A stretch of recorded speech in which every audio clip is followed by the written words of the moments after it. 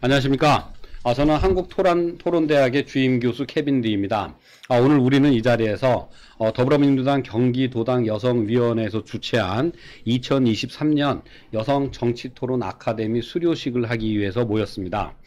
저희는 지난 12주 동안 정치 토론을 해왔습니다. 6주간은 정치와 관련된 고전들, 예를 들어서 플라톤의 국가와 같은 책을 읽고 관련된 주제로 토론을 해왔으며, 또 6주간은 우리 사회가 안고 있는 현안을 두고 그 주제를 두고 토론을 해왔습니다.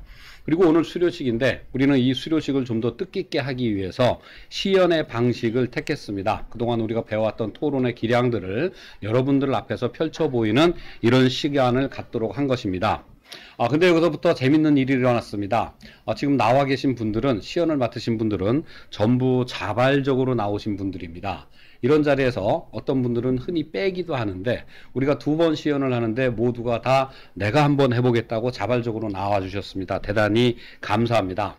그래서 먼저 첫 번째 주제는 뭐냐면은 한일 관계 개선은 한국에게 도움이 될 것이다를 갖고 할 텐데, 이거를 갖고 여기에 지금 시연을 하게 된 분들을 잠깐 자기소개를 듣도록 하겠습니다. 그래서 여기서부터 약 1분 정도씩 자기소개를 좀 해주시겠습니까?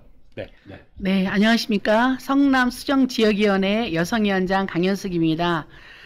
정치 토론 아카데미를 통해서 토론이 무엇인가를 정말 뜻깊게 배워서 감사하고요. 앞으로 제가 정치 생활 하는데 큰 도움이 될 거라고 생각합니다. 잘 가르쳐준 교수님께 감사를 드리고 같이 수강해준 우리 동료, 우리 위원님들께 정말 감사를 드립니다.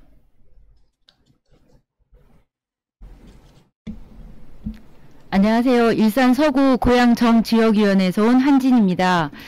위원장님이 말씀을 너무 잘 해주셔가지고요. 저는 사실은 이제 이런 경험이 처음이고, 아까 교수님은 저희가 자발적으로 이렇게 신청을 했다고 하시는데, 찍는지 모르고 손들었습니다. 하지만 이제 최선을 다해서 가르쳐 주신 대로 열심히 해보겠습니다. 감사합니다. 네, 안녕하세요. 저는 경기도 일산 서구 고양시 정권리당원 소은영입니다. 이렇게 경기도 당에서 교육하는 프로그램을 처음 참여하게 되었는데요. 디베이트 기술적인 부분도 많이 공부했지만 이 기회를 통해서 많은 지식을 쌓을 수 있고 경험을 쌓을 수 있는 좋은 시간이었습니다. 이 시연을 통해서 되게 뜻깊은 시간 되었으면 좋겠습니다. 감사합니다. 안녕하세요. 고양시 을 권리당원 송금희입니다. 12주가 정말 금방 지나갔네요. 고양시에서 여기까지 오면서 2시간, 2시간 반 걸릴 때도 많았는데, 그때마다 힘들다는 생각, 중도에 포기하고 싶은 생각도 많이 들었습니다. 하지만 올 때마다 여기 오신 저희 팀원들이 너무 반겨주고, 또 같이 얘기하고, 또 토론하고, 강사님, 교수님들 같이 이야기 나누다 보면 3시간이 금방 지나가고 너무 재밌고 뜻깊은 시간이었습니다. 좀 더 길게 갔으면 좋겠다라는 생각, 그런 아쉬움이 들고요. 다음에 또 이런 기회가 주어진다면 또한 신청하고 적극적으로 참여하겠습니다. 감사합니다. 네. 제 생각에는 여기 와 계신 분들은 대단히 경이적인 놀라움을 주신 분들이라고 생각을 합니다. 제가 보기로 이분들은 1차적으로 한 가정에 속하신 분들입니다. 그 가정의 일을 하는 것도 무척 힘들겠죠. 근데 아마 이분들 중에는 또 어떤 일터에 소속되어 있는 분들도 있을 것입니다. 그 일을 하는데도 더욱 바쁘시겠죠. 근데 이분들은 여기에다가 또 하나를 하시는데 정치인을 하십니다. 자, 그러면 우리나라에서 제일 바쁘신 분들 중에 하나라고 할 수가 있겠는데, 그분들에게 토요일이라고 하는 것이 얼마나 중요한 일인지 여러분들은 잘 아실 것입니다. 지역구 활동을 해야 되는 그런 날입니다. 네, 그런데도 불구하고 이분들은 그 토요일 날 여러 시간을 다 쪼개고 할애해가지고 이 12주의 프로그램을 모두 마쳤습니다. 중간에 특히 후쿠시마 사태가 있었던 거 여러분들 기억하시죠? 굉장히 바쁜데도 불구하고 이분들 중에는 심지어 개근을 하신 분들도 있습니다. 한국의 정치 상황을 두고 이러저러하게 투덜거리는 분들이 많습니다. 그럴 때마다 여기에 와가지고 지금 시연에 나오고 계신 이분들을 기억해 주시기 바랍니다. 이렇게 노력하는 정치인도 있다라는 사실을 알게 된다면은 우리나라 정치 미래에 대해서 좀 더 낙관적으로 생각할 수 있지 않을까 싶습니다. 네, 마지막으로 디베이트 속성에 대해서, 특징에 대해서 말씀을 드리겠습니다. 디베이트는 자기가 찬성을 하고 싶다고 해서 찬성을 하고 반대를 하고 싶다고 해서 반대를 하는 게 아닙니다. 이거는 가위바위보라든가 동전 던지기를 통해서 찬반을 나누는 겁니다. 네, 무슨 뜻이냐면 오늘 주제에 대해서 찬성 내지 반대를 하시는 분들이 내가 이 입장에 대해서 하는 것이 아니라 가위바위보라든가 동전 던지기를 통해서 맡은 역할을 한다는 것입니다. 그래서 저 사람이 내 생각에는 저 문제를 저렇게 생각할지는 몰랐네, 이런 식으로 오해를 하지는 말아 주시기 바랍니다. 디베이트는 이렇게 찬반으로 나눠서 상황을 우리가 복합적으로 이해하기 위해서 이런 식으로 진행을 한다는 것을 염두에 두어 주시기 바랍니다. 자, 다시 말씀드리지만 이번 주제는 한일 관계 개선은 한국에게 도움이 될 것이다 입니다. 정말로 얼마나 뜨거운 우리나라의 현안이 되겠습니까? 여기에 대해서 경기도당 소속의 여성 정치인 분들이 과연 어떻게 생각하고 있는지 궁금하시지 않으시겠습니까? 네, 그래서 자, 지금부터는 실제로 이분들이 준비한 디베이트 토론을 보도록 하겠습니다. 감사합니다. 안녕하십니까? 오늘 우리는 한일 관계 개선은 한국에게 도움이 될 것이다라는 주제로 디베이트를 하고 있습니다. 저는 찬성팀 2반자 강현숙입니다. 옛말에 먼 친척보다 가까운 이웃이 낫다라는 말이 있습니다.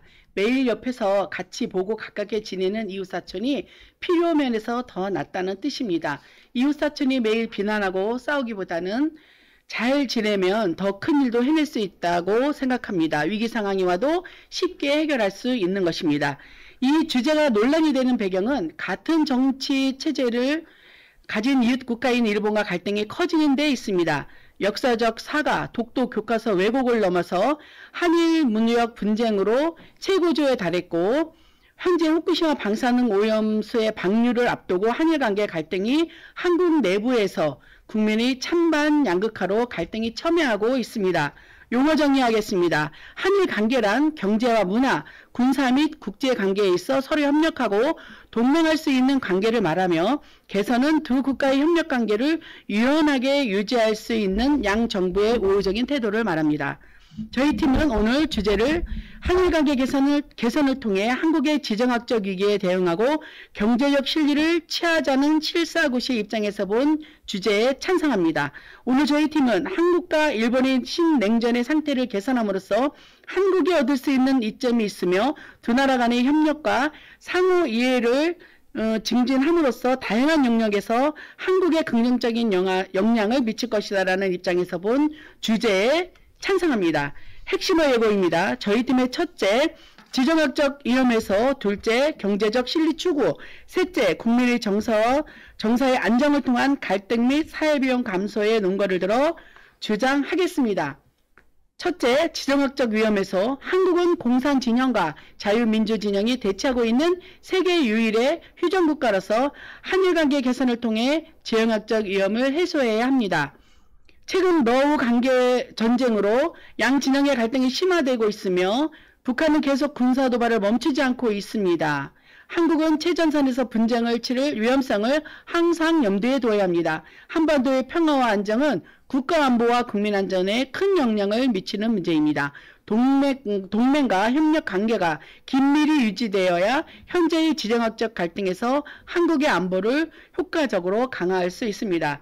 둘째, 경제적 실리 추구, 경제적 이익을 선택해야 합니다. 지금 세계는 자국의 경제 이익을 우선으로 하는 신보호 무역주의를 취하고 있습니다. 국제관계에서 자국의 경제적 이익이 군사적, 역사적 동맹보다 우선순위에 두고 있습니다.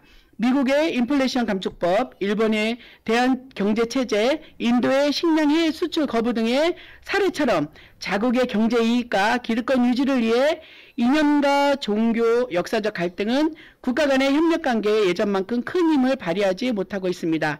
IMF와 2008년 금융위기와 코로나 팬데믹이 가져오는 경제 붕괴 위험을 보았습니다. 경제력은 험한 국제사회에서 국가와 국민을 지킬 가장 큰 무기입니다. 셋째, 국민의 정서와 안정을 통한 갈등 및 사회비용 감소. 반목과 증오는 국민 갈등을 심화시키고 정치적 양극화를 부채질합니다. 국민의 정서가 안정되지 못하면 사회비용 비용이 커지고 협력이 어려워 결국 한국의 발전에 악영향을 미칩니다. 일본의 침략과 식민지의 역사적 아픔은 국민 정서에 깊이 남아 한일 관계의 갈등의 씨앗이 되고 있습니다. 물론 일본의 미온적 과거사 청산이 매우 큰 걸림돌이 된 건 맞습니다. 하지만 역사의 문제를 외교적 실리로 풀어야 할 시기가 되었습니다. 한일 간의 감정 갈등이 오히려 한국 내의 정치 양극화를 심각하게 만들고 내부 갈등이 커서 각 정당을 지지하는 유권자들을 양극화로 몰아가고 있습니다. 이에 촉발되는 많은 문제는 비용을 야기하고 생산성을 떨어뜨리며 국가 위신과 신뢰성을 저하시키고 있습니다. 또한 국제사회에서 반대 진영에 이용당할 위기에 있습니다. 지금까지 저희 팀은 첫째, 지정학적 위험 해소, 둘째, 경제적 실리 추구, 셋째, 국민 정서의 안정을 통한 사회비용 감소, 이런 이유로 오늘 주제 한일 관계 개선은 한국에 도움이 될 것이다 라는 것에 찬성했습니다. 여러분, 우리 팀은 한일 관계 개선의 필요성에 앞서 그 방법에 대한 문제점을 짚어보고자 합니다. 지금까지 한일 관계 개선이 어려웠던 이유가 무엇이라고 생각하십니까? 바로 아슬아슬한 지정학적 위험 앞에서도 정치적으로 먼저 이용됐기 때문입니다. 양국 국민이 서로를 이해하고 존중하는 마음으로 접근하면 한일 관계의 개선은 더 지속적이고 의미 있는 결과를 얻을 수 있을 것입니다. 경청해 주셔서 감사합니다.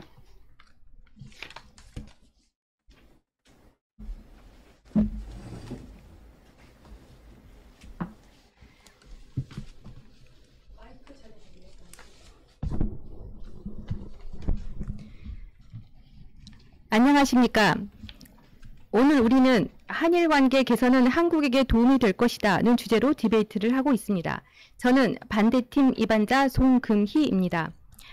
2023년 올해 정경련이 20, 30대를 대상으로 진행한 한일 관계 인식조사에서 응답자의 42.3%가 일본에 대한 인상을 긍정적이라 답했고 부정적인 답변은 17.4%로 긍정 답변보다 2배 이상 높았다는 조선일보 기사가 있었습니다.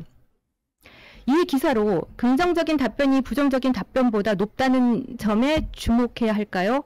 아니면 한일 관계는 20, 30대만 긍정적으로 답변하면 개선해도 된다는 걸까요? 한일 관계는 지난 몇 년 동안 매우 복잡하고 갈등적인 관계였습니다. 역사적 문제, 무역이나 군사 등 다양한 이슈에서 국가 간 갈등이 발생하고 있습니다.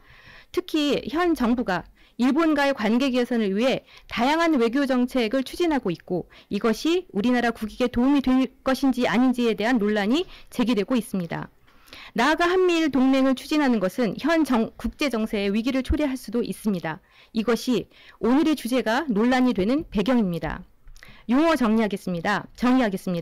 한일 관계 개선은 한국과 일본 사이의 상호 이해, 협력, 신뢰를 증진하고 양국 간의 정치, 경제, 문화, 안보 등 다양한 영역에서 협력과 협의를 통해 긍정적인 관계를 구축하는 과정을 의미합니다. 저희 팀이 오늘의 주제를 한일 관계가 개선된다고 해도 한국에게는 도움이 되지 않을 것이다 라고 해석하겠습니다. 오늘 저희 팀은 복잡한 국제정세 속에서 한일 관계의 개선에 대한 필요성의 의문을 제시하며 한일 관계가 개선된다고 해도 한국에 도움이 안 될 것이라는 주장하며 본 주제에 반대합니다. 오늘 저희 팀은 첫째, 역사적 문제인식의 차이, 둘째, 경제적 불균형과 부작용, 셋째, 국제정세 변화의 논거를 들어 주장하겠습니다. 첫째, 역사적 문제인식의 차이. 한국과 일본의 역사적 문제인식의 차이 때문에 한일 관계가 개선된다고 해도 한국에 도움이 되지 않을 것입니다. 한국은 일본의 식민지 지배를 통해 고통과 피해를 경험했습니다. 피해자들은 아직도 그 고통 속에서 벗어나지 못하고 있으며 일본 측의 공식적인 사과와 또 보상을 요구하고 있습니다. 그러나 일본은 이미 과거에 사과했고 보상 문제도 해결되었다고 주장하고 있습니다. 이러한 역사관이 계속되는 한 관계 개선을 한다고 해도 국민 정서에 못 미치는 결과를 가져올 것입니다. 둘째, 경제적 균형과 부작용. 한국과 일본 간의 경제적 불균형과 그로 인한 부작용은 한일 관계가 개선된다고 해도 한국에 도움이 되지 않을 것입니다.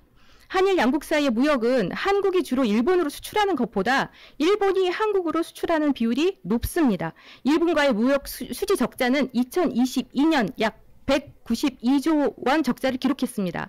반면에 대중국 무역은 2022년까지 흑자를 기록하고 있었습니다. 그렇다면 우리나라는 국익을 위해 누구와 관계 개선을 해야 하는 걸까요? 셋째, 국제 정세 변화입니다. 현재 빠르게 변화하고 있는 국제 정세로 인해 한일 관계가 개선된다고 해도 한국에 도움이 되지 않을 것입니다. 최근 국제 정세는 미중 경쟁과 우크라이나와 러시아 전쟁 등으로 큰 변화를 맞이했습니다. 미국과 중국 간의 경쟁은 경제, 기술, 안보 등 다양한 영역에서 영향력을 행사하고 있으며 미중 간 무역 전쟁과 기술 경쟁은 한일 관계 개선에도 영향을 미치고 있습니다. 더구나 우크라이나와 러시아 전쟁으로 인한 원자재 가격 상승은 국익을 위한 경제 안보로 빠르게 움직이고 있습니다.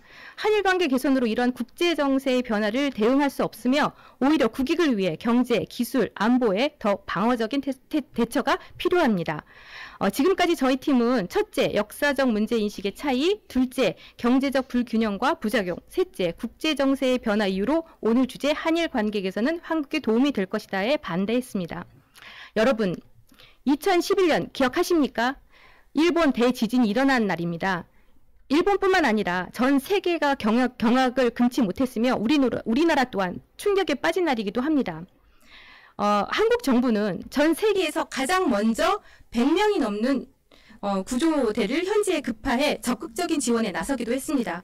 그러나 일본은 지진 성금의 국가별 순위 그래프에서 가장 위에 있어야 할 한국은 아예 표시조차 안 해놓은 식으로 언론에서조차도 언급을 피했습니다.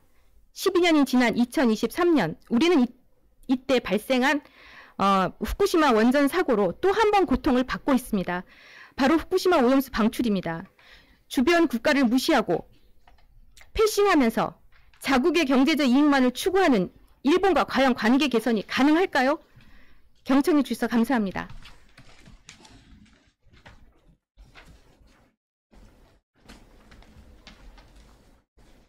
한국과 일본의 무역 수지 적자에 대해 말씀해 주셨는데 현재는 적자 상황이지만 한일 관계 개선으로 해결될 수 있지 않을까요? 이 부분에 대해서는 어떻게 생각하십니까? 네, 한일 국교 정상화가 된 지 50년이 넘도록 한국은 단 한 차례도 대일본 무역 수지 적자에서 벗어나지 못했습니다. 그리고 그 누적 적자액은 자그만치 700조 원을 훌쩍 넘겼습니다. 한일 관계가 개선된다고 해서 갑자기 50년의 적자가 흑자로 전환된다는 것은 불가능하다고 생각합니다. 더구나 소재, 부품, 장비, 소부장과 같이 수입 의존도가 높은 산업이 존재하는 한 무역 불균형은 한일 관계 개선 전후 변함이 없을 것으로 생각됩니다. 그렇다면 그 지정학적 위험 해소에 대해 말씀하셨는데 그 일본이 한반도의 평화와 안정을 위해 어떤 해결책을 가지고 있다고 생각하십니까? 한미일 군사 동맹을 강화해서 북한을 압박함으로써 미사일 도발과 같은 긴장 상황을 줄여 나가야 된다고 저는 생각합니다.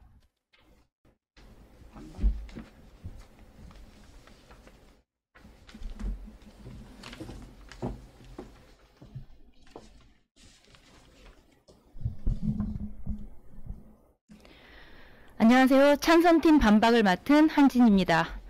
안녕하십니까. 반대팀은 한일 관계 개선은 한국에 도움이 될 것이다라는 주제에 대해 다음과 같은 세 가지 논거를 드셨습니다. 첫째, 역사적 문제인식의 차이. 둘째, 경제적 불균형과 부작용. 셋째, 국제정세 변화. 하지만 저희는 상대팀 의견에 동의할 수 없습니다. 지금부터 그 이유를 말씀드리겠습니다. 첫째, 상대팀은 첫 번째 주장에서 역사 문제 인식의 차이 때문에 반대한다라고 하셨는데 저희 팀은 그건 반대의 주장으로서 부족하다고 생각합니다. 왜냐하면 과거의 역사적 갈등에 머물러 관계 개선에 적대적이거나 소극적인 결정을 한다면 한국이 취할 수 있는 현재나 미래의 국익과 기회를 포기해야 하는 선택적 문제가 발생하기 때문입니다. 물론 저희 팀도 일본의 과거사에 대한 인식이나 태도 독도 영유권 주장은 망언이며 강력히 대응해야 된다고 생각은 해요. 하지만 한국과 일본은 국제적인 관계 속에 있습니다. 여러분도 잘 알다시피 세계 강국들은 자국의 경제적 이익과 안보를 최우선에 두는 신보호주의 행보를 강하게 진행하고 있습니다.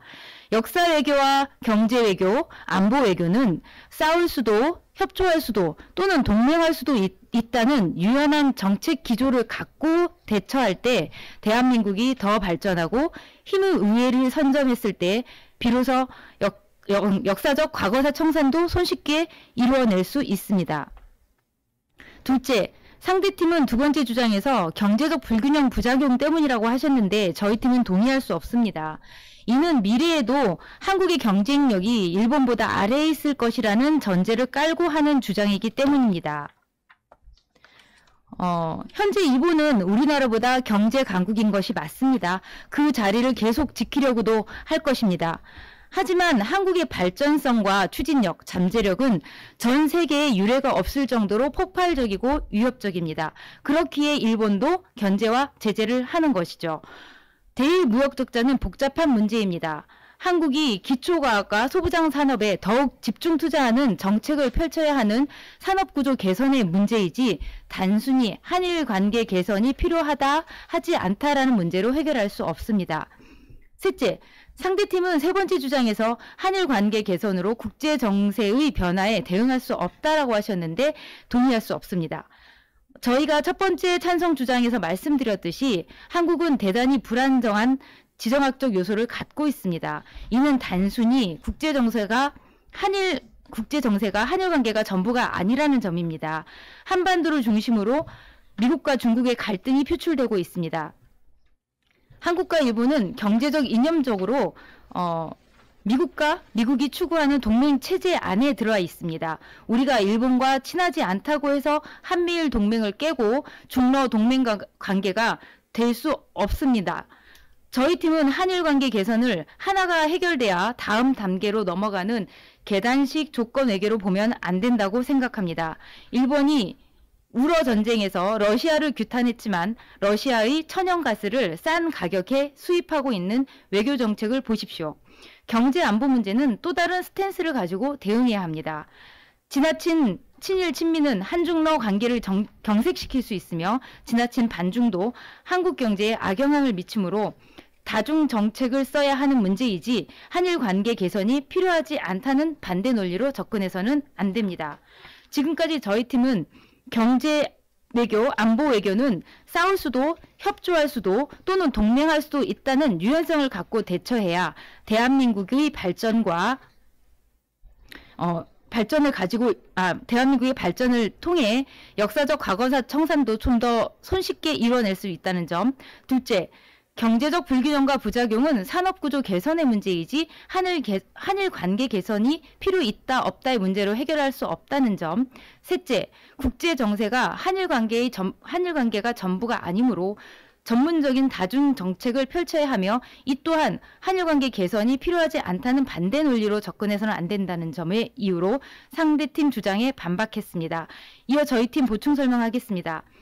같은 진영의 경제 강국이 이웃에 있다면 그 국가와 대립하는 것이 한국에 과연 도움이 될 것인가를 생각해야 합니다. 한일 관계 개선은 굴종을 의미하지 않습니다. 무엇이 국익인지 냉철하게 따져야만 급변하는 국제 경제와 안보 속에서 한국의 위치를 지킬 수 있습니다. 경청해 주셔서 감사합니다.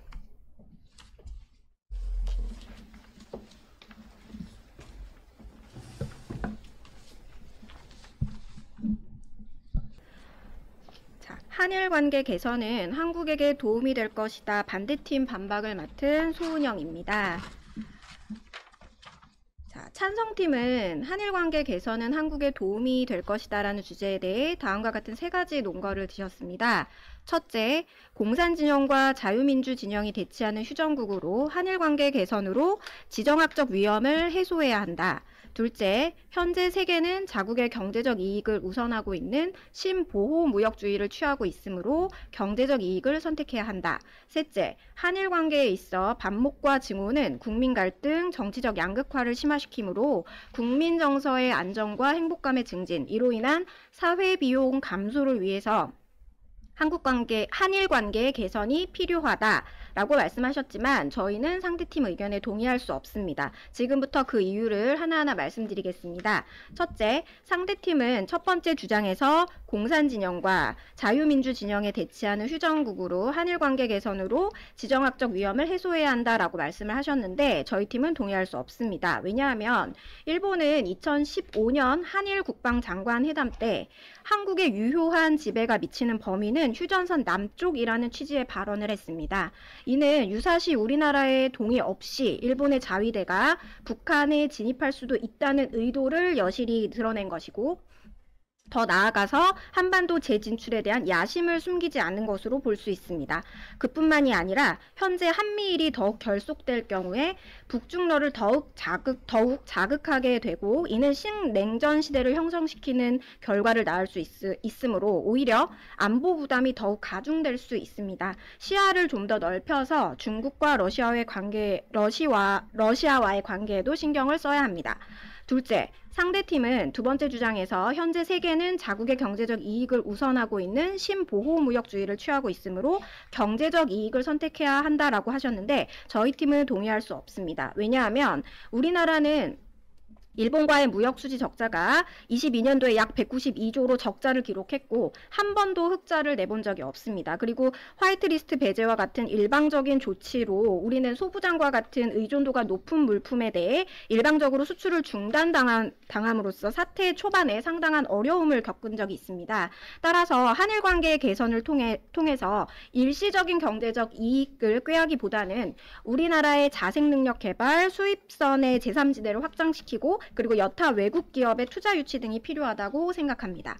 그리고 셋째, 상대팀은 세 번째 주장에서 한일 관계에 있어 반목과 증오는 국민 갈등, 정치적 양극화를 심화시키므로 국민 정서의 안정과 행복감의 증진, 이로 인한 사회 비용 감소를 위해서 한일 관계 개선이 필요하다라고 하셨는데 저희 팀은 동의할 수가 없습니다. 왜냐하면 한일 관계 개선이 이루어지기 위해서는 가해자였던 일본이 피해자였던 한국의 신뢰를 회복하기 위해 적극적으로 움직여야 되는데 일본은 혐한 문화를 돈벌이로 이용하고 있습니다.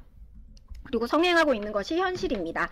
이러한 상황에서 일본과의 관계 개선이 국민들에게 정서적 안정과 행복감을 준다는 것은 어불성설입니다.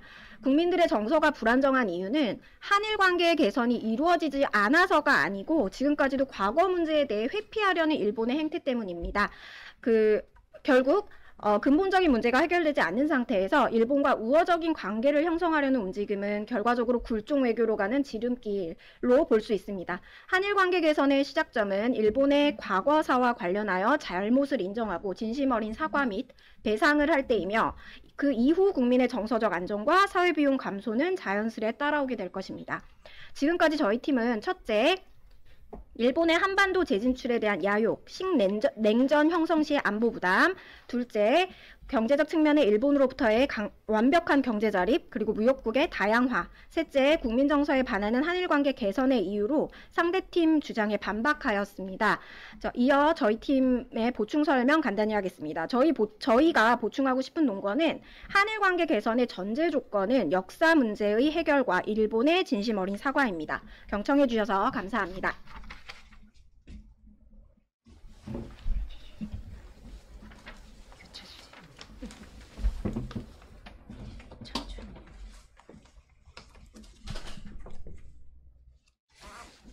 먼저 질의하겠습니다. 저희 팀이 국민 정서를 고려해서 한일 관계 개선이 필요하다는 주장에 대해서 그 과거 문제에 대해서 회피하려는 일본의 행태 때문이라고 하셨는데 그렇다면 현재 대한민국 여당 국회의원들이 오염수 방류 문제에 대해서 찬성하고 또 그 여당 의원들을 지지하는 일부 국민들이 유권자들이 같이 찬성하는 해석과 태도는 어떻게 생각하고 계십니까? 대한민국 여당 일부 국회의원들의 태도가 전체를 대변한다고는 할 수 없을 것 같습니다.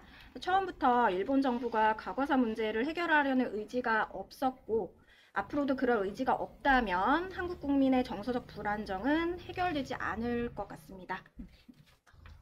저희 질문하겠습니다. 저희 팀이 주장한 일본의 과거사에 대한 반성과 사과가 우선해야 한다는 부분에 대해서 찬성팀은 일본의 과거사에 대한 반성과 사과가 없어도 미래의 국익과 기회를 위해서라면 관계 개선이 필요하다고 정리하면 될까요? 아니요, 그건 오해십니다. 저희가 반박했던 부분은 일본의 과거사에 대한 반성과 사과가 필요 없다는 게 아닙니다.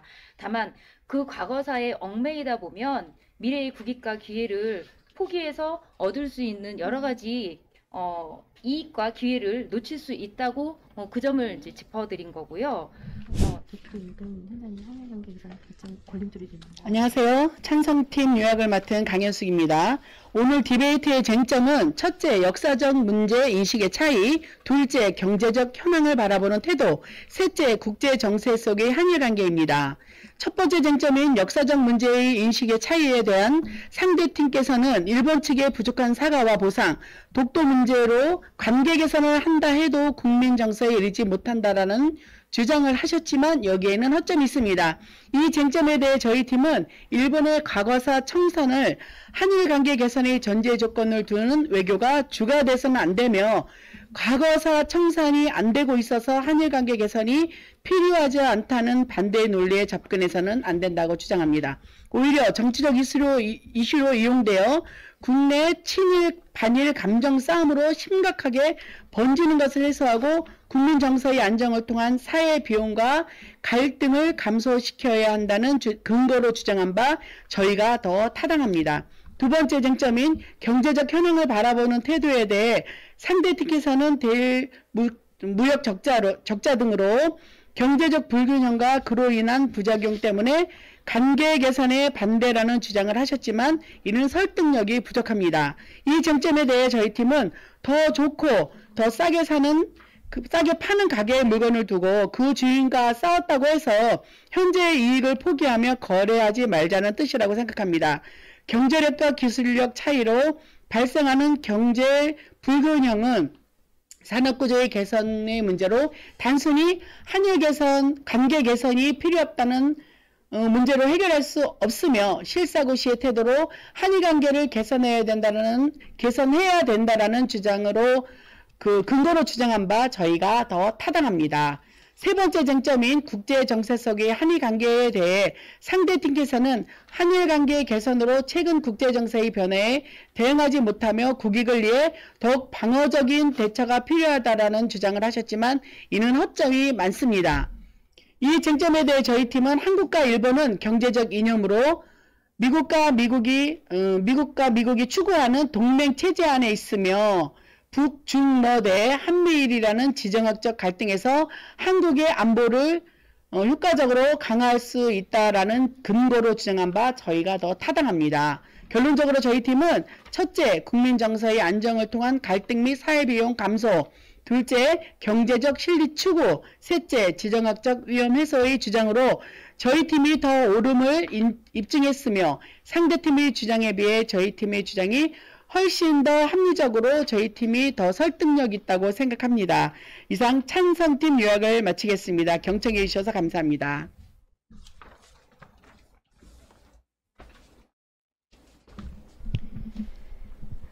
안녕하세요. 저는 반대팀 요약을 맡은 송금희입니다. 쟁점 정리하겠습니다. 첫째, 군사적 안보, 국제정세의 변화. 둘째, 경제적 측면에서 한일 간 무역 문제. 셋째, 국민 정서를 바라보는 다른 관점의 시각과 사회비용 문제입니다. 첫 번째 쟁점인 군사적 안보, 국제정세의 변화에 대해 상대 팀께서는 한일관계 개선을 통해 지정학적 위험을 해소해야 한다는 주장을 하셨지만 여기에는 허점이 있습니다. 이 쟁점에 대해 저희 팀은 일본의 한반도 재진출에 대한 야욕과 신냉전 형성시대의 안보 부담이 오히려 가중된다라는 근거로 주장한 바 저희가 더 타당합니다.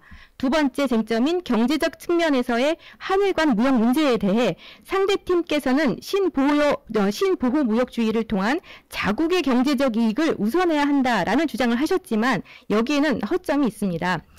이 쟁점에 대해 저희 팀은 오히려 경제적 측면에 일본으로부터의 완벽한 경제 자립, 무역국의 다양화라는 근거를 주장한 바 저희가 더 타당하다고 봅니다. 세 번째 쟁점인 국민 정서를 바라보는 다른 관점의 시각과 사회 비용 문제입니다. 이 점에 대해서 상대팀께서는 한일 간의 감정 갈등이 정치 양극화를 심각하게 만들고 이로 인한 문제의 사회 비용이 발생이 된다라는 주장을 하셨지만 여기에는 허점이 있습니다. 이 쟁점에 대해 저희 팀은 대부분의 국민 정서는 일본에 부정적이며 이를 해소할 수 있는 방안은 과거에 대한 일본의 진심 어린 사과와 배상이다라는 근거로 주장한 바 저희가 더 타당합니다. 정리하겠습니다. 지금까지 저희 팀은 첫째, 역사적 문제인식의 차이, 둘째, 경제적 균형과 부작용, 셋째, 국제 정세의 변화, 이 주장으로 저희 팀이 더 옳음을 입증했습니다. 따라서 상대팀의 주장과 비교하면 저희 팀의 주장이 훨씬 더 합리적이므로 저희 팀이 더 설득력 있다고 생각합니다. 이상 반대팀 요약을 마칩니다. 경청해 주셔서 감사합니다.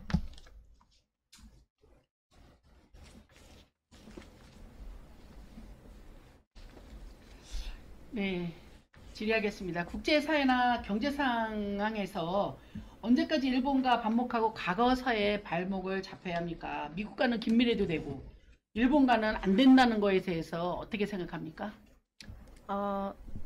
우선 미국과는 저희는 우호 국가입니다. 그래서 일본과는 비교할 수가 없다고 생각하고요. 오히려 독일의 경우에는 정권이 교체될 때마다 유태인 학살에 대해서 반성을 하고 그다음에 사과를 계속하고 있거든요. 따라서 근데 왜 일본은 그렇지 않을까요? 그 부분에 대해서 한번 생각해 볼 필요가 있다고 생각하고요. 이 모든 것이 해결되기 위해서는 어찌됐던 전제 조건이 그 반성과 진심 어린 반성 그리고 배상, 이것이 첫 번째 전제 조건이 되어야 된다고 생각하고 있습니다. 그러면 제가 질문을 하나 드리겠습니다. 아까 말씀하신 것 중에서 도끼 들고 싸우는 사람과 총 든 사람이 있는데 그 두 사람이 싸우기보다는 더 힘을 길러 한국이 국제적 우위에 서야 된다고 하셨는데 현 상황에서 한일 관계 개선이 오히려 한국이 일본의 속국이 되는 건 아닌지 우려가 됩니다. 이에 대해서는 어떻게 생각하십니까? 지금 일본 여행들 되게 많이들 다니시죠? 옛날에는 일본에서 한국으로 관광을 굉장히 많이 왔습니다. 왜냐하면 저렴하게 실컷 놀 수 있는 나라라고 하니까요. 근데 지금은 반대 상황이 됐습니다. 한국의 경제 위상을 보여주는 단적인 예라고 생각합니다. 현재 한국은 10대 경제 대국입니다. 경제적으로 일본의 속국이 될 수 있다는 것은 너무 지나친 염려이신 것 같고요. 오히려 한일 관계 개선을 통해서 저희가 부족한 기술력을 더 배우고 끌어당겨서 우위를 역전시킬 수 있다고 생각합니다. 예, 그렇다면 일본의 지금 초계기 사건 아시죠? 그리고 일본 자위대 함대가 지금 독도 인근 와서 훈련하는 것도 아실 테고 한일 관계 개선이 과연 그런 점들이 걸림돌이 되지 않을까 싶습니다. 이 부분에 대해서는 어떻게 생각하시는지 말씀해 주시기 바랍니다.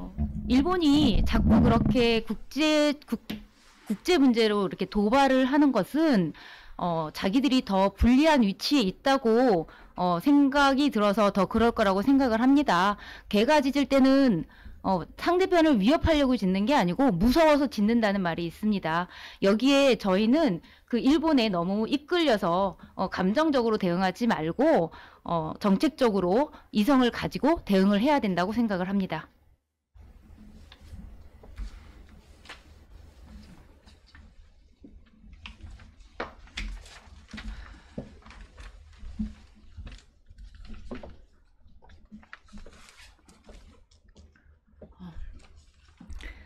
찬성팀 초점을 맡은 한진입니다.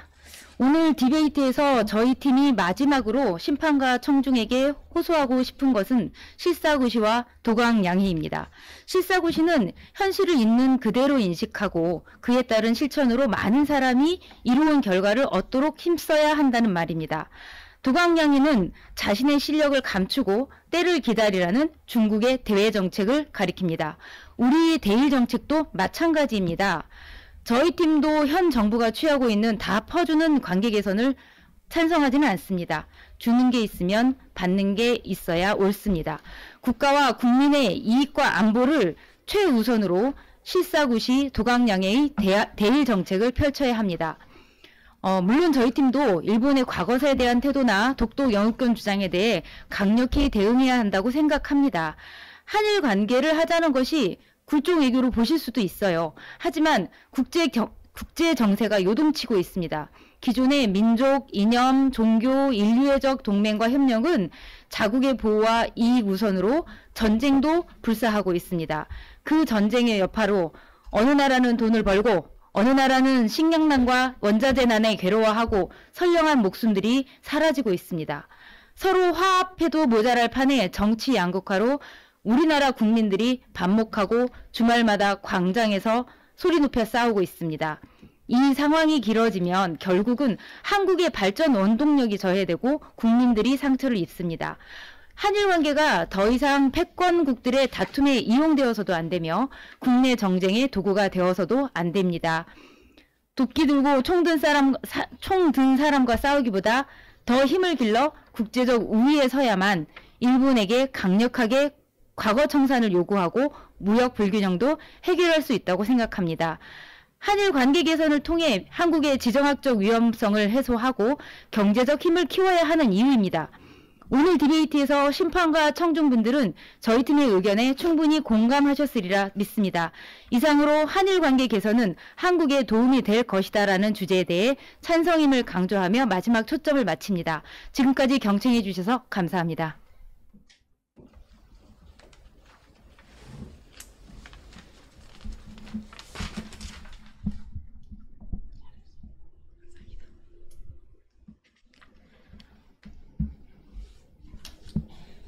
네, 반대팀 초점을 맡은 소은영입니다. 오늘 디베이트에서 저희 팀이 마지막으로 심판과 청중에게 호소하고 싶은 것은 윤석열 정부의 지난 3월 한일 정상회담 혹시 기억하십니까? 한일 정상회담이 끝난 직후 지지율이 30%대로 내려갔습니다. 그 이유가 무엇이었겠습니까? 한일 관계 개선 그리고 강제동원 배상에 대한 굴욕적인 외교가 그 원인이었습니다. 이번 한일 정상회담으로 윤 정부는 국민들을 분노하게 만들었고 그리고 지지율 하락으로 이어졌습니다. 그럼에도 불구하고 윤석열 대통령은 한일 정상회담 후 오므라이스를 매우 맛있게 먹었겠지요. 물론 한일 관계 개선에 있어서 정치적인 이용이 아닌 문화 및 인적 교류 강화에 대한 부분은 국가 간의 관계에 긍정적인 영향을 미칠 수 있다고 생각합니다. 하지만 한일 관계가 개선되기 위해서 무조건적인 전제 조건은 역사적 문제 해결과 일본의 진심 어린 사과가 밑바탕이 될 때 비로소 진정한 관계 개선이 이루어질 수 있다라고 생각합니다. 현재 외교는 잘 풀린 것이 아니라 윤 정부가 모든 것을 포기하고 일본의 의도대로 했기 때문에 관계 개선이 이루어진 것입니다. 현재 상태로는 앞으로의 한일 관계 개선은 어렵다라고 생각합니다. 일본의 배상과 사과 이후에 비로소 동등한 입장에서 한일 관계의 발전은 첫걸음을 내딛는다고 생각합니다. 오늘 디베이트에서 심판과 청중분들은 저희 팀의 의견에 충분히 공감하셨으리라 믿습니다. 이상으로 한일 관계 개선은 한국에 도움이 될 것이다 라는 주제에 대해 반대임을 강조하며 마지막 초점을 마칩니다. 지금까지 경청해 주셔서 감사합니다.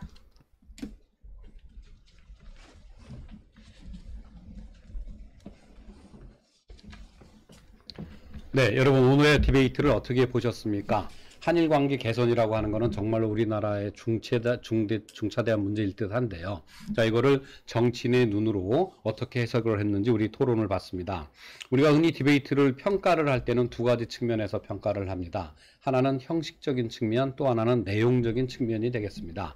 그 두 가지를 기준으로 보자면 오늘 여기 나와 계신 분들은 모두가 다 오늘의 형식, 그러니까 퍼블릭 포럼 디베이트 형식을 잘 익히고 있고 또 오늘 주제에 대해서 잘 리서치 리서치를 해가지고 여기에 대해서 좋은 내용을 보여주신 것 같습니다. 그런데 사실은 이분들이 보여주고 있는 것보다도 더욱더 많은 점수를 여러분들이 줄 필요가 있습니다. 왜 그러냐면은 지금 이 상황은 어떻게 돼 있냐면은 여기 눈앞에요. 지금 카메라가 4대가 있습니다. 그리고 저기에는 우리 PD님이 앉아 계십니다. 즉 뭐냐면은 전혀 새로운 상황에서 진행된 디베이트라는 겁니다. 이런 상황에서는 사람들이 조명을 받고 이런 과정에서 위축이 됩니다. 그래서 평소 실력의 약 70% 정도만 보여줍니다. 그래서 여러분들이 보신 이 디베이트는 평상시에 했더라면은 우리가 30% 이상의 더 실력을 보여줄 수 있었다라고 보시면은 좀 더 따뜻하게 오늘의 디베이트를 즐길 수 있지 않았을까 생각을 합니다. 자, 마지막으로 한마디만 저의 강평을 하자면은요, 오늘 형식적으로나 내용적으로나 디베이트가 아주 좋았는데 한 가지가 조금 더 강화되었으면 어땠을까라는 생각을 했습니다. 어떤 점이냐면은 작금에 와서 한일 관계가 이렇게 논란이 되고 있는 이유는 무엇일까요? 네, 전통적으로 한일 관계는 늘 언제나 옛날부터 문제였습니다. 근데 바로 이 시점에서 이것이 이렇게 크리티컬하게 우리한테 문제가 되는 데는 이유가 있지 않겠습니까? 네, 그것은 국제 정세의 변화, 미국의 대중 전략의 변화, 이런 속에서 이루어진다고 했을 때 지금의 한일 관계가 문제가 되는 이유를 좀 더 국제적인 역학관계 속에서 재해석하고 토론이 진행이 되었으면 좀 더 현실성 있는 토론이 되었지 않았을까라고 사족을 좀 붙이고 싶습니다. 자, 여기에 나와서 시연을 해주신 분들 너무 수고가 많으셨습니다. 자, 첫 번째 주제는 여기에서 디베이트를 마치도록 하겠습니다. 잘 봐주셔서 너무 감사합니다. 감사합니다. 네, 두 번째 시연입니다. 두 번째 시연의 주제는 한국도 핵무장을 해야 한다입니다. 이것도 역시 지금 우리나라에서 제일 큰 현안 중에 하나 아니겠습니까? 자, 이거를 여성 정치인의 눈으로 어떻게 보고 있는지 디베이트를 보도록 하겠습니다. 자, 먼저 이 디베이트 시연에 참가해 주신 분의 자기소개를 듣도록 하겠습니다. 이쪽에서부터 한 1분 정도 해주시겠습니까? 네, 안녕하십니까. 의왕시 지역위원회 직능위원장을 맡고 있는 이경숙입니다. 네, 안녕하십니까. 화성시의회 시의원 이은진이라고 합니다. 잘 부탁드리겠습니다.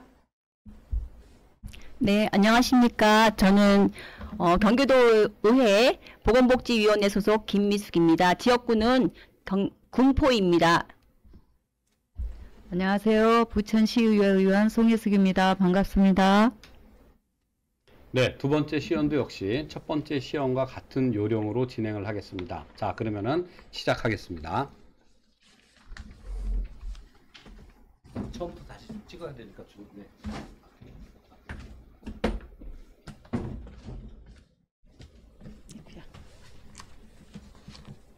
됐나요?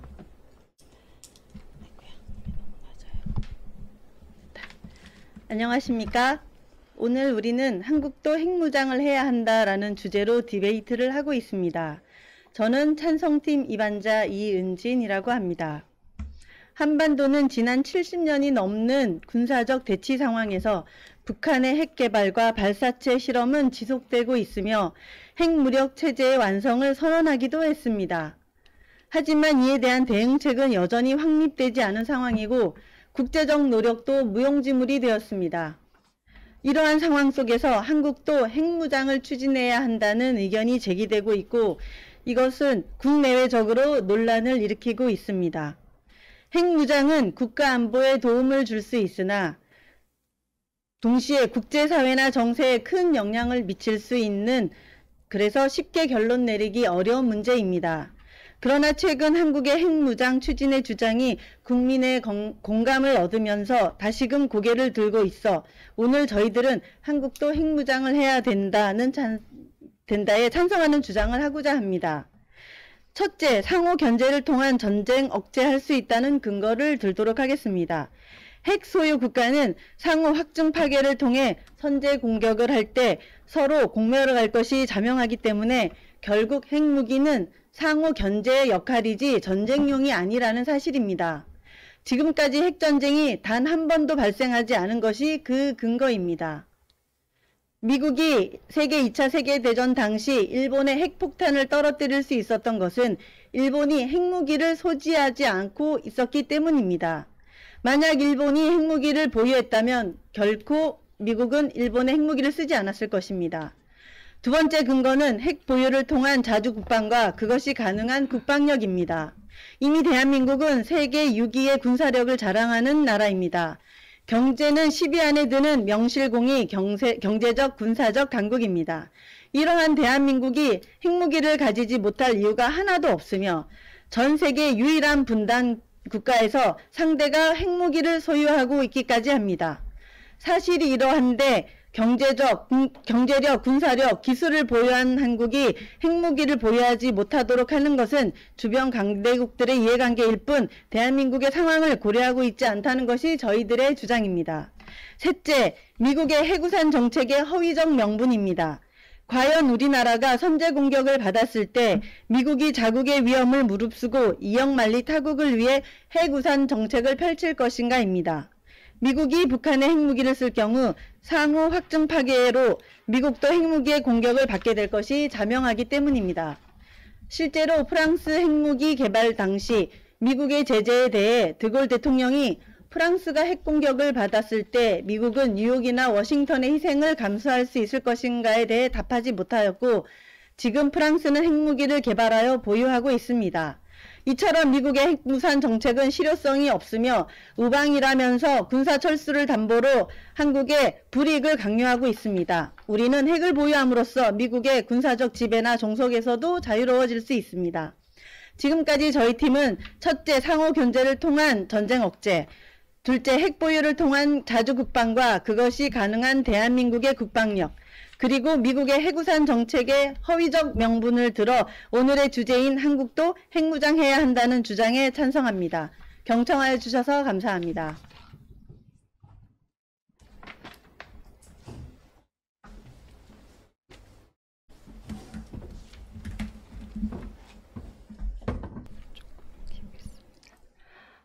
안녕하십니까. 오늘 우리는 한국도 핵무장을 해야 한다라는 주제로 디베이트를 하고 있습니다.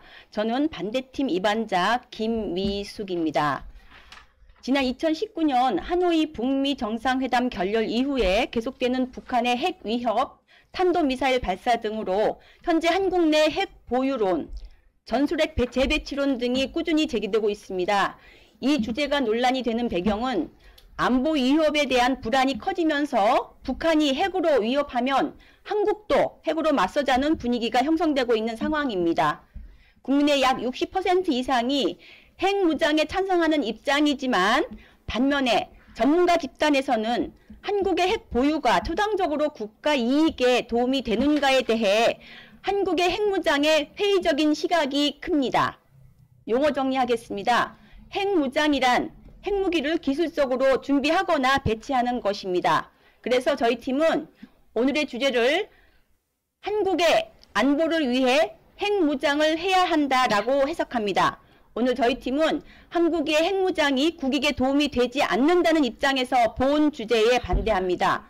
오늘 저희 팀은 첫 번째, 국제적 동맹관계 악화, 둘째, 한반도의 비핵화 명분 상실, 셋째, 경제적 손실의 논거를 들어서 주장하겠습니다.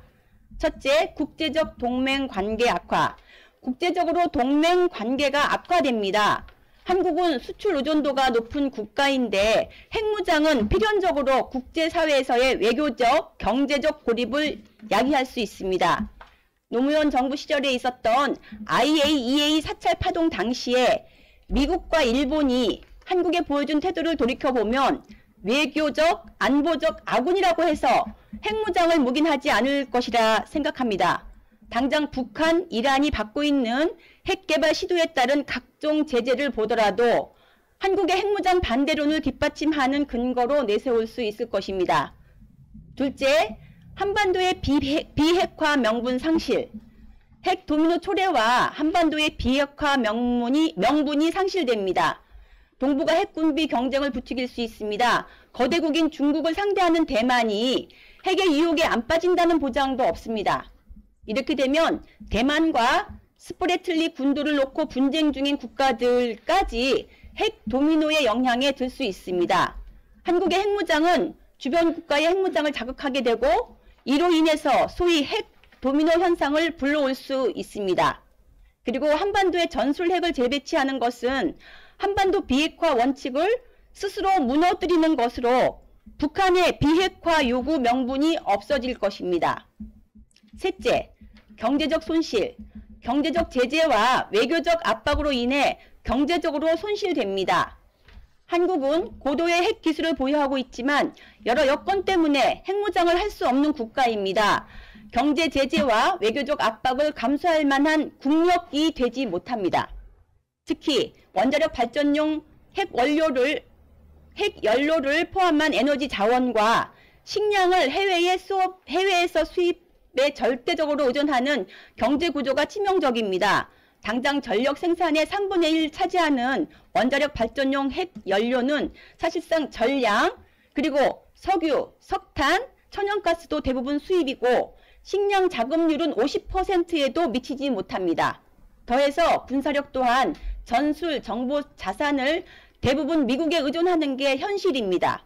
따라서 저희 팀은 한국이 핵무장을 한다면 첫째, 국제적 동맹 관계 악화, 둘째, 핵 도미노 초래와 한반도의 비핵화 명분 상실, 셋째, 경제적 제재와 외교적 압박으로 인한 경제적 손실은 한국의 국익에 도움이 되지 않는다고 주장하면서 오늘의 주제인 한국도 핵무장해야 한다는 주장에 반대합니다.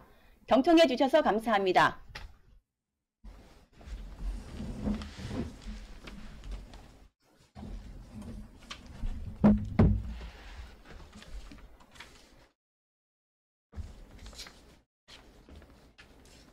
네, 질의하도록 하겠습니다. 한반도가 핵무기를 가지게 되면 국제적 동맹 관계가 악화된다고 하셨는데요. 실제로 핵무기를 가지고 있는 파키스탄이나 인도나 이스라엘들은 국제관계에 동맹의 악화가 일어나지 않았는데 거기에 대해서는 어떻게 생각하십니까? 네, 한국은 파키스탄, 인도 등과 좀 다르게 경제적으로도 지금 많이 좋은 나라이기도 해서 더 타국들이 관계를 끊지 않을까 하는 생각을 합니다. 그리고 경제적 제재 외교적 압박으로 인한 경제적 손실을 말씀하셨는데 저희 나라가 반도체나 자동차 등등 국제적으로 경제적 위치를 차지하고 있는데 이런 경제적인 제재로 인해서 국제사회에 미치는 또 경제적인 악영향에 대해서는 어떻게 생각하십니까? 국제사회에 미치는 악영향보다 우리 국가가 경제적 손실이 더 크다고 생각합니다. 왜냐하면 핵을 보유하고 있으면 어쨌든 국제적으로 신뢰를 깨진 상태이기 때문에, 그리고 북한과 한국이 대응하고 있어서 환경에 불안정한 국가가 불안정한 것 때문에 외국에서 투자하지 않을 것입니다. 저는 그리고 동맹관계가 악화된다고 할 때 동맹관계란 미국하고의 관계를 말씀하시는 것 같은데요. 실제로 중국과 북한이 있으면 중국은 핵무기를 소지하고 있고 북한도 핵무기를 소지하고 있지만 중국과 북한의 관계는 나빠지지 않았습니다. 미국과 한국이 동맹국이고 우방국이라고 하면 한국이 핵무기를 가지는 거에 있어서 미국이 제재한다고 하는 것은 좀 더 어불성설이라고 생각을 하고요. 그것이 진정한 우방으로서의 자세가 아니라고 생각하는데 거기에 대해서는 어떻게 생각하십니까? 네, 방금 말씀하신 어불성설이라고 생각하시는 것과 핵 보유국의 핵 우산 정책에 대해서 허위적 명분이라고 말씀을 하셨지 않습니까? 그거에 대해서는 좀 상반되는 주장이라고 생각합니다. 네. 그렇지 않습니까? 아니 그러니까 저희는 이제 저희가 우산 정책을 믿을 수 없기 때문에 핵을 가져야 된다라고 말씀을 드리는 거고, 중국하고 북한은 상호 동맹국인데 핵을 가지는 거에서 제재를 하지 않았어요. 근데 왜 미국은 저희가 동맹국인데 한국에 핵을 가지는 거에 제재를 하는지에 대해서 여쭤본 겁니다. 핵을 가지게 되면 핵 가진 거에 대한 지속적이지 않는데, 미국에서는 한국이 아까 말씀드린 것처럼 경제적으로 우리 한국이 경제적으로 봤을 때 세계 6위라고 했나요? 아무튼 그래서 그런 것 때문에 더 이제 방어할 거라고 생각은 하겠지만, 동맹국의 인연은 핵 보유라는 약속을 깨지 않으면 저는 더 악화되지 않을 거라고 생각합니다. 그러니까 미국도 핵무기 있고 중국도 핵무기가 있는데 북한도 핵무기가 있으면 저희도 핵무기가 있어도 되는 거라고 저는 생각하는데.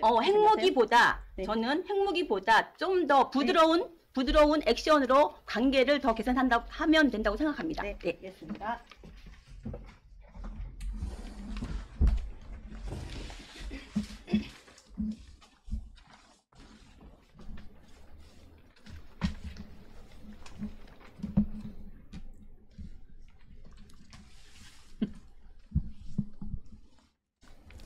네, 안녕하십니까. 한국도 핵무장을 해야 한다라는 주제에 대해 찬성팀 반박을 맡은 이경숙입니다. 상대팀은 오늘 주제에 대해 반대하면서 다음과 같은 세 가지 논의를 드셨습니다. 첫째, 국제적 동맹관계 악화. 둘째, 핵 도미노 초래와 한반도의 비핵화 명분 상실. 셋째, 경제적 제재와 외교적 압박으로 인한 경제적 손실은 한국의 국익에도 도움이 되지 않는다고 하셨습니다. 하지만 저희는 상대팀 의견에 동의할 수 없습니다. 지금부터 하나하나 설명해 드리겠습니다. 첫째, 상대팀은 첫 번째 주장에서 국제적 동맹관계 악화라고 하셨는데 이에 동의할 수 없습니다. 왜냐하면 첫 번째, 핵 보유를 통해 자주 국방으로 이란으로서 세계 10위권의 국력에 맞는 강한 군대를 보유해야 국제적 동맹도 강화될 것이기 때문입니다. 그러므로 국제적 동맹관계 악화는 명분이 되지 않습니다. 둘째, 국제적 동맹관계에서 우리나라가 성제 공격을 받았을 때 어떤 나라가 자국의 위험을 감수하고 이역만리 타국을 위해 핵우산 정책을 펼 것인가, 그러한 측면에서 강한 군대를 보유해야 국제적 동맹도 강화될 수 있기 때문입니다. 둘째, 상대팀은 두 번째 주장에서 핵 도미노 초래와 한반도의 비핵화 명분 상실이라고 하셨습니다. 저희 팀은 동의할 수 없습니다. 왜냐하면 첫째, 상호 확증 파기를 통해 전쟁을 억제시킬 수 있기 때문입니다. 즉, 보복 전략이 시행된다면 양측 모두 공멸하기 때문에 이를 피하기 위해 핵 보유국들끼리 핵 전쟁을 피하려 할 것이기 때문입니다. 둘째, 힘의 균형이 맞아지기 때문에 한반도 비핵화 원칙을 무너뜨린다는 명분은 될 수 없기 때문입니다. 셋째, 상대팀은 세 번째 주장에서 경제적 제재와 외교적 압박으로 인한 경제적 손실은 한국의 국익에 도움이 되지 않는다라고 하셨는데 저희 팀은 동의할 수 없습니다. 왜냐하면 첫 번째, 북한은 세계 경제 순위에 들지 않음에도 불구하고 핵을 보유하고 있는데 우리 대한민국은 경제 순위가 세계 10위권의 나라로서 경제적 손실이나 명분으로 핵 무장의 국익이 되지 않는다고 말할 수 없습니다. 둘째, 경제적 제재와 외교적 압박으로 인해 경제적 손실에서 자유로울 수 없을 수는 있지만 우리 대한민국은 여느 나라와 다르게 경제적으로나 전략적으로 너무 중요한 위치에 있기 때문에 그런 사항은 일어나지 않을 것이기 때문입니다. 지금까지 저희 팀은 핵 보유를 통해 어디에 의존하지 않는 자주 국방의 일원으로서 둘째, 상호 확증 파기를 통해 전쟁을 억제시킬 수 있다는 것. 셋째, 우리 대한민국은 경제적으로나 전략적으로 너무 중요한 위치에 있고 핵 우산 정책을 100% 신뢰하지 않는다는 이유로 상대팀 주장에 반박하였습니다. 이어 저희 팀에 보충 설명하겠습니다. 저희가 보충하고 싶은 논거는 두 가지가 있습니다. 첫째, 프랑스 핵무기가 개발 시 미국 제재에 대해 드골 대통령이 프랑스가 핵 공격을 받았을 때 미국은 뉴욕이나 워싱턴의 희생을 감수할 수 있을 것인가에 대해 답 못했습니다. 그러므로 결국 프랑스는 핵무기를 개발하여 보유하고 따라서 우리 대한민국은 그와 같은 이유로 동맹국인 미국의 핵우산 정책을 100% 신뢰할 수 없습니다. 둘째, 지난 2016년 도널드 트럼프 대통령은 한국이 안보에 있어 미국이 무임승차하고 있다며 비난했고 그에 대한 주한 미군 비용을 더 많이 부담해야 된다는, 그렇지 않을 경우 철수하겠다는 유혹까지 하였습니다. 이럴 경우 대통령의 그 발언으로 인해서 한국은 불안하게 되었고 지금 여전히 지금 시점에까지도 여실히 드러나고 있습니다. 그런 것 때문에 우리 대한민국은 점점 갈수록 자체 핵무장론에 찬성하고 있는 것입니다. 지금까지 한국도 핵무장을 해야 한다는 찬성적 반박을 경청해 주셔서 감사합니다.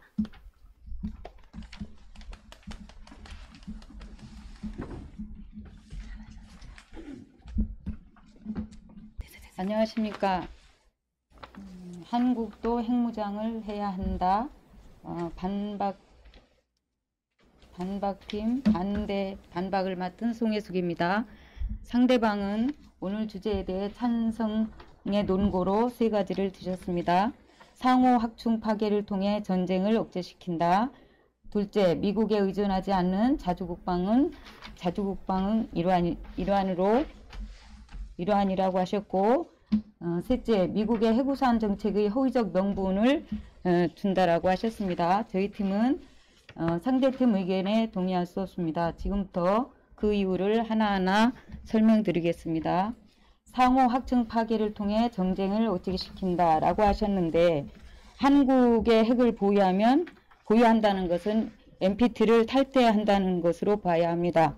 미국은 미국을 비롯한 상임 이상국들은 모두 핵을 보유하고 있고, 많은 동맹국들에게 핵 확산 금지 조약, 즉 NPT 탈퇴하는 것을 막을 수 있는 명분을 잃어버리게 됩니다. 따라서 세계는 점점 더 강한 무기를 만들어내야 하는 당위성을 확보하게 되고, 급기야 일본은 막강한 경쟁력을 내세워 단기간에 핵을 보유하는 국가로 급부상하게 됩니다. 이는 결국 비공식 국가들이 전면적으로 핵을 보유하게 되고, 전 세계는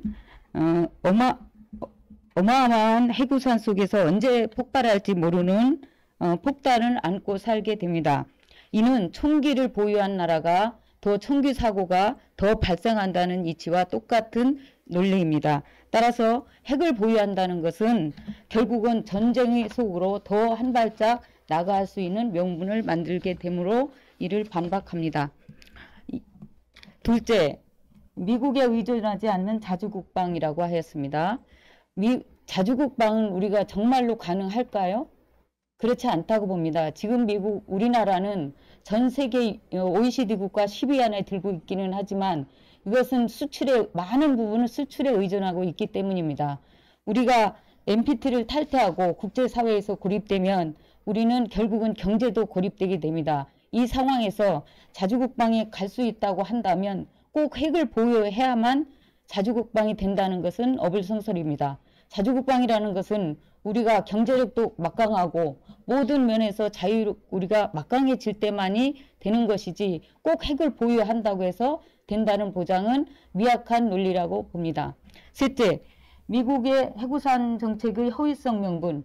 그럴 수 있습니다. 미국은 자유의 경제력과 군사력을 바탕으로 핵우산에 대해서 핵우산을 강력히 추진하고 있습니다. 약소국가들에 대해서 핵우산에 대한 여러 가지 제재와 명분을 만들어서 핵을 방지하고 있습니다. 그것은 따라서 우리나 아니면 어떤 약소국가들의 명분을 막는 것도 됩니다.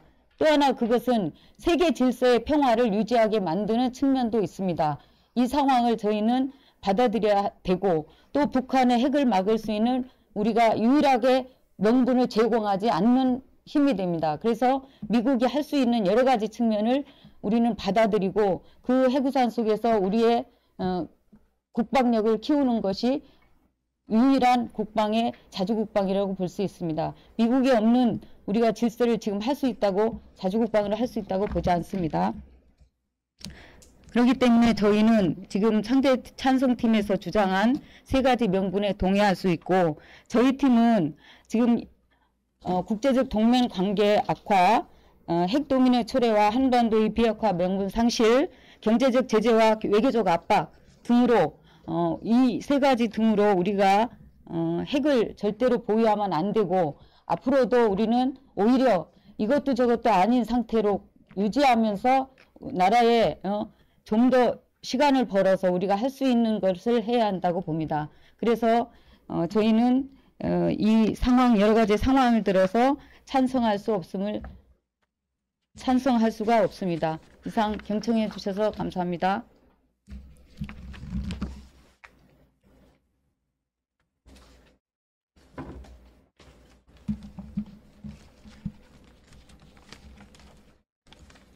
네. 반대 질문이 있어서 한 가지 여쭤보겠습니다. 네. 핵 무장이 없으면 자주국방을 이룰 수 있다고 생각하십니까? 만약에 자주국방을 이룰 수 있는 방법이 있다면 또 무엇이 있겠습니까? 네, 자주국방은 지난번 말씀드린 바와 같이 꼭 핵이 있어야만 자주국방이 된다고 볼 수는 없습니다. 자주국방은 우리 재래식 무기로도 얼마든지 가능하고 또 경제력으로 또 가능합니다. 국방이라는 건 꼭 군사가 많이 있고 그다음에 핵이 있고 한다고 해서 자주국방이 된다고는 볼 수 없고, 여러 가지 유기적 조건, 경제적 조건, 필연적 조건이 다 돼서 자주국방이 될 수 있기 때문에 꼭 핵을 보유해야만이 자주국방이 된다고 보지 않습니다. 그리고 한 가지 질문을 하겠습니다. 지금 미국에 대한 핵우산 정책이 허위적이라고 하셨는데 어떤 게 허위적인지 묻고 싶습니다.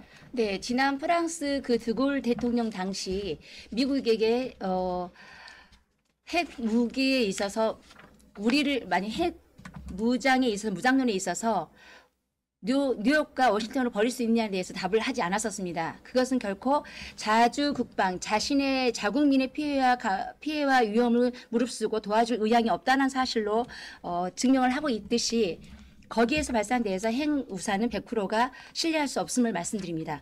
그럼 이에 대해서 맞물려서 여쭤보겠습니다. 지금 비핵화를 주장하고 있고 그다음에 핵을 보유하고 있는 그 나라가 어떤 나라인지, 핵을 보유하고 있는 나라인지 아닌지, 그리고 방금 말씀하셨듯이 미국의 핵우산 정책이 트럼프 대통령이 2016년에 말씀하셨습니다. 주한미군의 모든 비용을 다 부담하라. 그리고 그렇지 않을 건 철수하면서 철수하겠다는 유혹까지 했습니다. 그럼으로 인해서 우리 한국 국민들은 지금에 이르러서는 점점 60% 이상이 자국론에 있어서 핵 무장을 해야 된다라는 주장이 거세지고 있습니다. 이에 대해서 말씀해 주시겠습니까?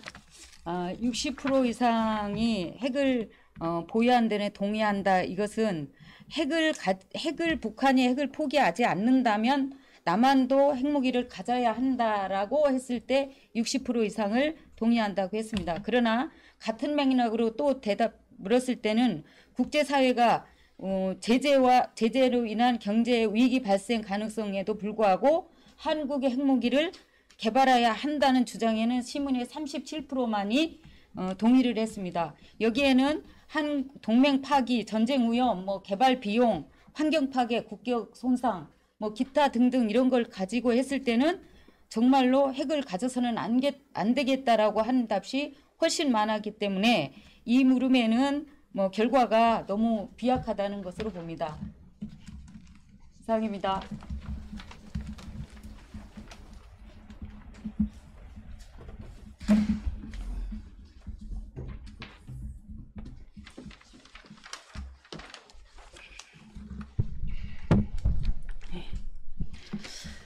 네, 저는 찬성팀 요약을 맡은 이은진입니다. 오늘 디베이트의 쟁점은 첫째, 핵 보유의 전쟁 억제 여부, 둘째, 핵 보유로 인한 경제적 불이익의 여부, 셋째, 비핵화 요구 명분 상실의 여부입니다.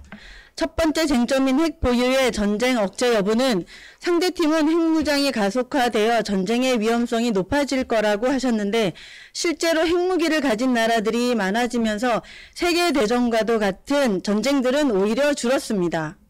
핵무기를 사용하면 공멸로 간다는 것을 이미 알고 있기 때문입니다. 두 번째 쟁점인 경제적 불이익은 우리나라는 외국으로부터 언제든 전쟁 가능성을 품고 있는 나라입니다. 그래서 투자도 꺼리고 작은 이슈가 있어도 투자를 회수합니다. 그러나 우리가 스스로를 지킬 핵무기를 가지고 있다면 오히려 매력적인 투자처가 될 것입니다. 또한 한국의 경제적인 지위를 보면 세계에서 한국을 배제하기 어렵습니다. 지금 미국이 중국의 경제 제재를 하려고 하고 있지만 결국 실패를 하고 있고 한국의 기업만 불이익을 보고 있는 것이 지금의 현실입니다. 세 번째 쟁점인 비핵화 요구 명분 상실 여부는 상대팀은 우리가 핵을 보유하면 비핵화 요구를 할 수 없다고 하셨는데 총을 가진 사람과 맨손인 사람이 대치할 때 맨손인 사람이 무기를 서로 내려놓자고 싸우자고 하는 것과 같습니다. 영화나 드라마에서 많이 보셨겠지만 서로 총을 가진 상태에서 내가 가진 것을 내려놓으면서 함께 내려놓자고 해야지만 가능한 것입니다. 즉 비핵화 요구는 상호 핵을 가지고 있을 때만 그 요구가 가능하다고 생각합니다. 결론적으로 저희 팀은 첫째, 핵 보유가 상호 견제와 균형을 이루어 한반도 전쟁을 억제시킬 것이다.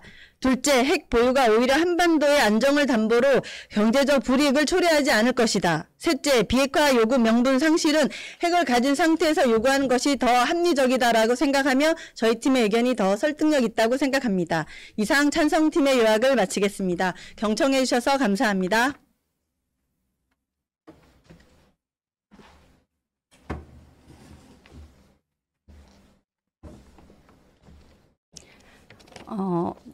저는 반대팀 요약을 맡은 김미숙입니다.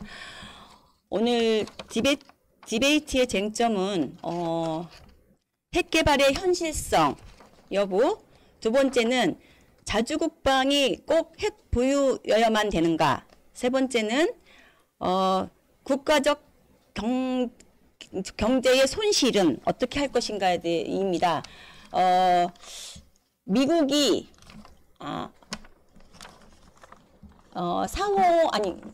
찬성팀의 상호 확증 파괴를 통한 전쟁 억제를 주장하셨지만 국제적인 동맹 관계 악화로 전쟁의 우려가 더 크지 않을까라는 생각을 하고 그렇게 주장을 합니다.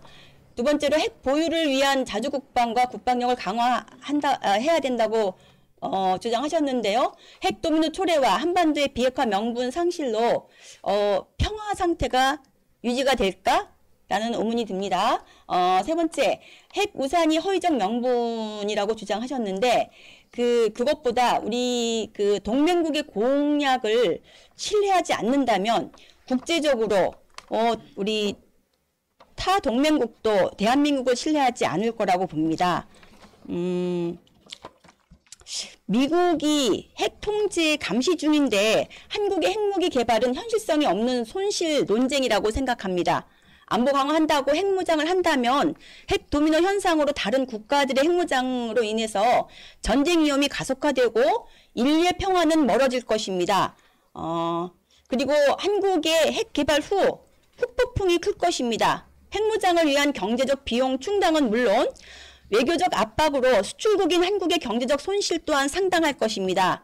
결론적으로 저희 팀은 핵무장은 NPT 탈퇴를 선언하는 것으로 국제적 동맹 관계 악화로 국제사회 제재와 특히 미국과의 관계가 급격히 악화될 것이고, 둘째, 핵 도미노 초래와 한반도의 비핵화 명분 상실로 전쟁 위험이 더 커질 것이다.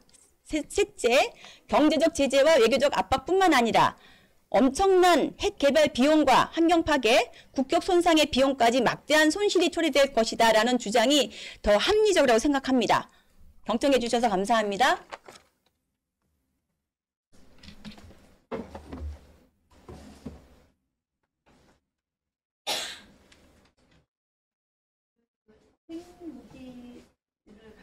도미노를 초래할 거라고 하셨는데요. 핵무기를 만드는 데 있어서는 기술도 필요하고 많은 자본이 필요합니다. 그런데 핵무기를 소유할 수 있는, 그렇기 때문에 핵무기를 소유할 수 있는 나라가 국한된다고 생각하기 때문에 핵도미노를 초래한다는 주장에 대해서는 주장은 타당하지 않다고 생각하는데 어떻게 생각하십니까? 지금 많은 나라들이 비공식적으로 핵무기를 보유하고 있죠. 인도나 파키스탄, 이스라엘, 이란 등 비공식적으로 하고 있고, 지금도 북한과 우리나라 그다음에 인정받기를 목표로 하고 있죠. 사실상.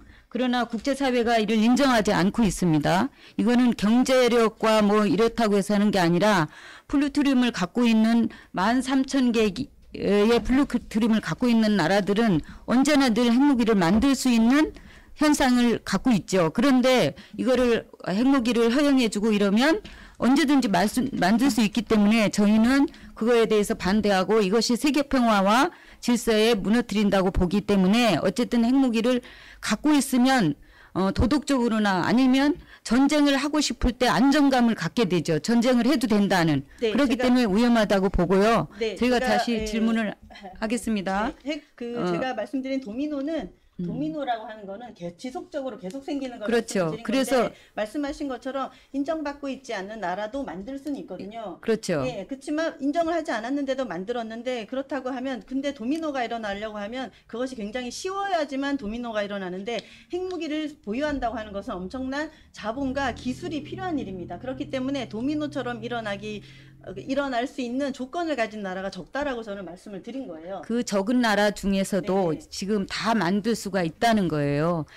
원자력 발전소가 있는 그런 나라 원자력도 수출하지 않습니까? 지금 원자력 발전소를 우리나라도 수출하고 있고 저런 나라에 그러면 그런 나라들도 언제든지 만들 수 있는 계기를 가지고 있기 때문에 그 도미노 현상이라는 것은 A와 B와 A 나라가 하면 B도 하고 B 나라가 하면 또 A가 하고 전부 다 이렇게 알겠습니다. 올라가기 네, 때문에 네. 그렇게 보고 질문하세요. 있습니다. 저희가 하나 질문을 하겠습니다. 이런 전쟁에 핵을 꼭 만들어야만이 우리나라가 자주국방으로 할 수 있다고 하고 하는데 그거에 대해서는 그러면 경제 제재나 다 이런 거는 무시하고 오로지 핵을 만들어야만 자주국방만 돼야만이 국가가 부강하고 그렇게 된다고 보십니까? 파키스탄이나 인도나 이스라엘은 경제 제재를 받지 않았습니다. 북한은 경제 제재를 받고 있지만 그 외 인정받지 않는 나라들은 경제 제재를 받고 있지 않습니다. 지금 유일하게 핵을 보유해서 인정받고 있지 않은 나라 중에서도 경제 제재를 받고 있는 나라는 북한이 유일합니다. 근데 왜 우리나라가 아니죠. 경제 제재를 이란도 받고 받고 있다고 있죠. 네, 안녕하세요. 찬성팀 마지막 초점을 맡은 이경숙입니다. 오늘 DBT에서 저희 팀이 마지막으로 심판과 청중에게 호소하고 싶은 것은 올해 2023년 4월 기준 NPT에서 핵 보유국으로 인정하는 나라가 미국, 영국, 러시아, 프랑스, 중국 5개국이며 인도, 파키스탄, 이스라엘, 이란, 북한까지 해서 5개국이 NPT에서 핵 보유국으로 인정받지 못했지만 사실상 핵 보유국으로 인식되고 있는 것이 현실이기에 힘의 균형과 외교적 레버리지를 확보하여 자주국방의 일환으로서 우리 한국도 핵 무장을 해야 한다는 것에 찬성하는 바입니다. 물론 상대팀 주장이 있어 국제적 동맹 관계 악화, 핵 경로 손해와 한반도의 비핵화 명분 상실, 경제적 제재와 외교적 압박으로 인한 경제적 손실은 한국의 국익에 도움이 되지 않는다는 주장이 있어 전혀 인정하지 않는 것은 아닙니다. 하지만 찬성한 이유는 첫째, 우리 대한민국이 핵을 보유한다고 해도 상호 확증 파기를 통해 전쟁을 억제시키기 위함이며 둘째, 한국의 핵 무장은 자주국방의 일환인 것입니다. 마지막 세 번째로 핵 우산 정책을 100% 신뢰할 수 없기 때문입니다. 앞서 예를 들었던 프랑스와 미국처럼 어떤 동맹국도 자국의 피해와 위험을 감수하면서 도와줄 동맹국이 전혀 없다는 사실입니다. 오늘 디베이트에서 심판과 청중분들은 저희 팀의 의견에 충분히 공감하셨으리라 믿습니다. 이상으로 한국도 핵 무장을 해야 한다라는 주제에 찬성을 강조하며 마지막 초점을 마칩니다. 지금까지 경청해 주셔서 감사합니다.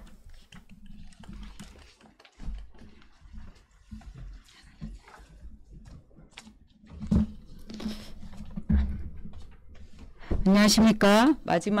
반대팀 마지막 초점을 맡은 송혜숙입니다.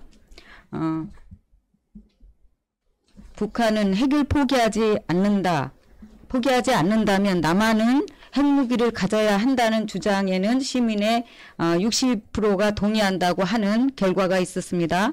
그러나 같은 맥락으로 국제사회의 경제 제재로 인한 경제 위기 발생 가능성에도 불구하고 한국은 핵무기를 개발해야 한다 주장에는 37%만이 동의를 했습니다. 이는 김전 북한 대학원 교수의 발표에 의한 것입니다. 여기에 우리가 전쟁의 위험과 개발 비용, 환경 파괴, 국격 손상 등 위기 조건을 바꾸어 물어도 결과는 다르지 않았습니다.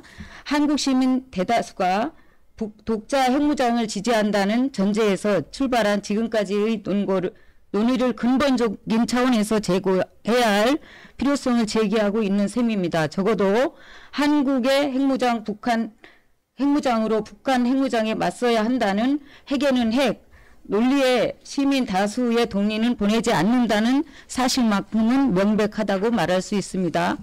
북한의 핵무장 지출을 멈출 뾰족한 묘안이 없다면 그리고 NPT에 복귀시킬 수 있는 대책을 찾을 수 없다면 한국은 긍정도 부정도 아닌 NCND의 모호한 태도의 전략이 유리하다고 봅니다. 따라서 한국의 경우 핵무장의 가능성을 원천적으로 봉쇄하지 않는다는 태도, 즉 먼 장래에 안보가 불확실해지는 상황에 오면 핵무장의 가능성도 있을 수 있다는 언급 정도의 것으로 충분하다고 봅니다. 그래서 저희 팀은 국제적 동맹 관계 악화, 핵 도미노 초래와 한반도의 비핵화 명분 상실, 경제적 제재와 외교적 압박 등의 조건으로 이 오늘의 디베이트에서 저희 팀의 것을 충분히 이해하고 공감했으리라 믿습니다. 경청해 주셔서 감사합니다. 네, 두 번째 시연이 끝났습니다. 한국도 핵무장을 해야 한다는 디베이트를 봤는데요.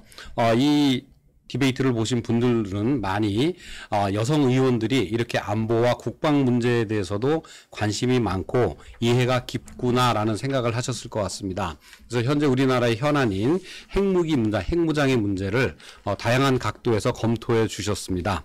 자, 이제 우리가 이제 시연을 모두 마쳤는데요. 지금은 제가 계속 얘기를 하기보다는 이번 12주차 시의 토론 프로그램 그리고 오늘 시연에 참가하신 분들의 소감을 좀 들어보시면은 우리가 그동안 어떤 일들을 해왔는지를 알 수 있지 않을까 싶습니다. 혹시 소감을 먼저 얘기해주고 싶으신 분 계십니까? 네, 해주시겠습니까? 네, 이경숙입니다. 12주차 교육을 받으면서 받았던 것은 평상시 스피치를 많이 통해서 말 잘하는 거에 대해서 많이 배웠지만 이렇게 입안과 반박과 그다음에 요약과 마지막 초점을 배우는 과정 중에 많은 것을 배웠습니다. 상대방에 대한 생각 그리고 내가 어떤 말을 어떤 증거에 의해서 증빙할 것인가라는 등등을 배우면서 좀 더 심사숙고한 토론이 되지 않았나 그런 토론 문화를 배우지 않았나 싶습니다. 그리고 시연을 하면서는 한국도 핵무장을 해야 된다라는 사고에서 우리 국민으로서 한번 좀 더 접근하면서 대한민국의 안보에 대해서 생각해봤던 좋은 시간이었습니다. 감사합니다. 네, 감사합니다. 네, 혹시 또 네. 네, 경기도의원 김미숙입니다. 의정활동 하면서 이렇게 또 다른 공부를 한다는 거는 시간적으로 많이 어렵습니다. 그럼에도 불구하고 우리 더불어민주당 경기도당 여성위원회에서 이런 기회를 갖게 해주심에 정말 감사드리고요.